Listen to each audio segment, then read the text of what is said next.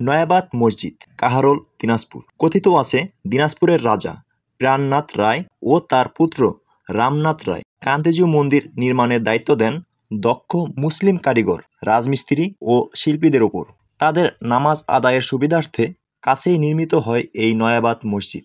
ইতিহাসের গভীরে তাকালে দেখা যায় নয়াবাদ মসজিদ শুধু একটি ধর্মীয় স্থাপনা নয়, এটি দিনাজপুরের ঐতিহ্য, শিল্প ও সংস্কৃতির এক অনন্য প্রতীক।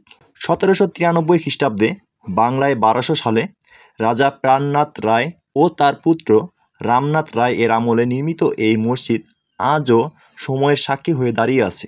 মসজিদটি আকারে ছোট হলেও অসাধারণ, নান্দনিক ও নিখুঁতভাবে নির্মিত। সম্পূর্ণ স্থাপনাটি ইট ও চুন সুরকি দিয়ে গড়া।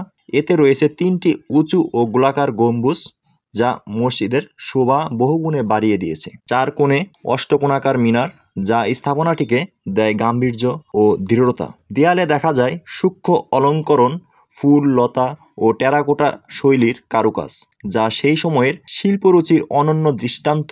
মসজিদের ভিতরে রয়েছে 3টি প্রবেশদ্বার এবং নামাজের জন্য 3টি মিহরাব, যা স্থাপত্যের পূর্ণতা প্রকাশ করে। এই নয়াবাদ মসজিদ দিনাজপুরের স্থাপত্য ঐতিহ্যের এক উজ্জ্বল অধ্যায়, যেখানে ধর্ম, শিল্প ও ইতিহাস এক সূত্রে গাঁথা হয়ে আছে সময়ের সোনালী আবেশে। তো প্রিয় বন্ধুগণ, নয়াবাদ মসজিদ এবং এর ভিতরকার পরিবেশ আপনাদের কাছে কেমন লেগেছে তা অবশ্যই কমেন্টে জানাতে ভুলবেন না। আর যদি ভিডিওটি ভালো লেগে থাকে তাহলে অবশ্যই ভিডিওটি প্রিয়জনের সঙ্গে শেয়ার করবেন এবং আমার এই ইউটিউব চ্যানেল পথে প্রান্তরে নির্ঝর চ্যানেলটিতে যদি আপনি নতুন হয়ে থাকেন তাহলে অবশ্যই সাবস্ক্রাইব করবেন এবং ফেসবুকে দেখে থাকলে অবশ্যই ফেসবুক পেজটিতে একটি লাইক, ফলো দিয়ে পাশে থাকবেন। ধন্যবাদ বন্ধুরা ভিডিওটি দেখার জন্য।